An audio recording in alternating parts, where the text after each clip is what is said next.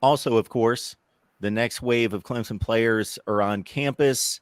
I believe they signed at 24 off the top of my head, something like that. How many of those are early enrollees?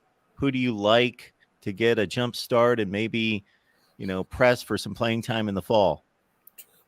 I think there are 16 early enrollees, and there are a couple of them who I think have legitimate shots at coming in and playing early. First and foremost, Peter Woods, one of the crown jewels of this recruiting class.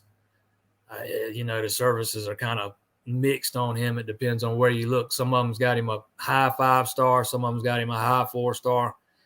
If you don't have this kid a 5-star, I got to question your evaluation process. But this is a kid. He's a defensive lineman. He projects as a defensive tackle at the next level. But he's kind of very similar to the player Christian Wilkins was at Clemson. You can line him up inside, line him up outside. And Clemson's a little thin at defensive end. So I think Woods is a guy who could come in and give you some help on the edge if you decide you need some. But I fully expect Woods to come in and contribute as a freshman and make an immediate impact.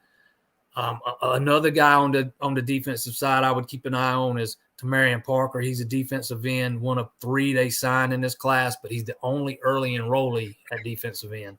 And again, Clemson's a little thin there, so he's going to have some early opportunities. And he already looks the part physically. It'll just depend on where he is from a mental standpoint. But I think he's got a shot at some early playing time. On the offensive side, one of the guys I would keep an eye on is wide receiver Noble Johnson. He is a guy I've talked about since last summer, since watching him work out at Dabo Swinney's high school camp. He blew me away that day. He was the best wide receiver I watched work out at camp last summer, and Clemson offered him after that workout. He committed after Clemson's big official visit weekend last June. But this is a guy I think is severely underrated.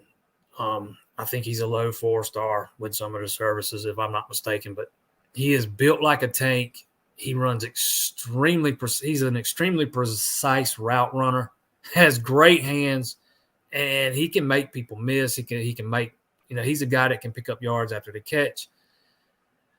But he's a guy that can bring that physicality back to the position. And I think that is something Clemson has lacked at the wide receiver position in the last couple of seasons. So he's a guy I would absolutely look out for on the offensive side.